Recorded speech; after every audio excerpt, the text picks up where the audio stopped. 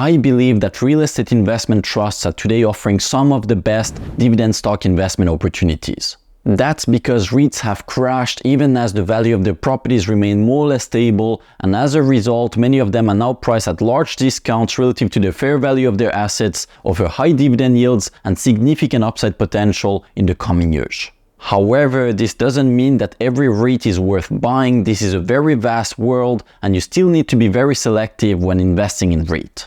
Hey everyone, this is Yus. I run a small investment firm that specializes in REIT investing. In today's video, I want to talk to you about 2 REITs that I would consider selling if I own them today. But before I get into it, could you please do me a huge favor and click the like button? That really helped me a lot to grow this channel. Thank you so much in advance. So the first REIT that I would consider selling is called Tanger. Its ticker symbol is SKT. Overall, I think that Tanger is a good REIT. It has a strong balance sheet, its management is shareholder friendly, and they own decent assets. But the problem here is that it has recently massively outperformed its close peer called Simon Property Group, and as a result it now trades at a materially higher valuation. I'll put a table on the screen right now where you'll see that it trades at a much higher FFO multiple and also a lower dividend yield. This would leave you thinking that Tanger is a better REIT than Simon Property Group, but in my opinion it's actually the opposite. Simon has a stronger balance sheet, it owns better assets, and it has massively outperformed Tanger over longer time periods. But the main difference here is in the assets. Tanger owns mainly outlet centers, whereas Simon owns mostly Class A malls. This may not seem like a big difference to you, but as a real estate investor, I would much rather own Class A malls than outlet centers. That's simply because real estate is all about location, and Class A malls are typically much better located than outlet centers. They typically enjoy high population density, fast population growth, and significant barriers to entry. Moreover, Class A malls these days are also diversified in their uses with significant service, entertainment, and non-retail components that are not impacted by the growth of e-commerce. They also attract luxury brands like Louis Vuitton, Gucci, Prada, and so on. These are products that you would typically not buy online. Class A malls are much more than just retail venues for them. They're also showrooms, return centers, service centers, consultation centers, last mile delivery, and so on. Finally, the real estate of Class A malls is typically quite flexible. It can be reconfigured and densified, and therefore this is great real estate overall. But outlet centers are quite the opposite in many ways. They are typically in more rural locations where land is cheap and abundant. Therefore, they don't enjoy the same population density, they don't have as much population growth, and the barriers to entry are much lower, which increases the risk of future competition. This is especially today with the growth of e-commerce and same-day shipping, as well as the rapid growth of discount retailers like TJ Maxx that are now opening locations nationwide in more convenient locations.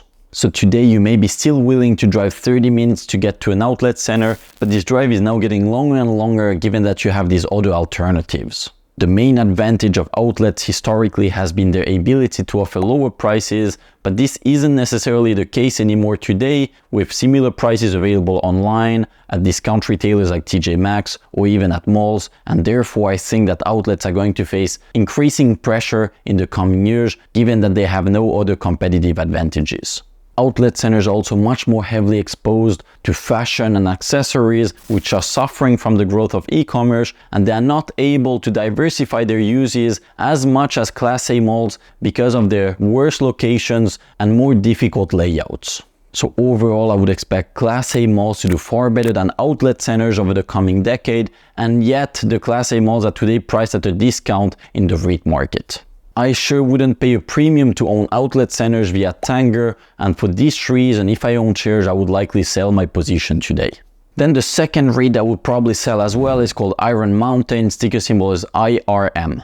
Iron Mountain is an even more extreme example. It's one of just a few REITs that has kept pushing new all-time highs even as most other REITs crashed in value. I think that it's truly exceptional that the valuation multiple of Iron Mountain has kept on expanding by this much, even as interest rates surged to much higher levels and other REITs dropped in value.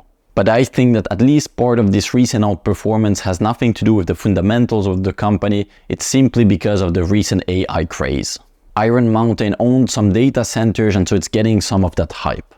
As a result, the company is now priced at 22 times FFO and a low 4% dividend yield, which is a historically high valuation for the company.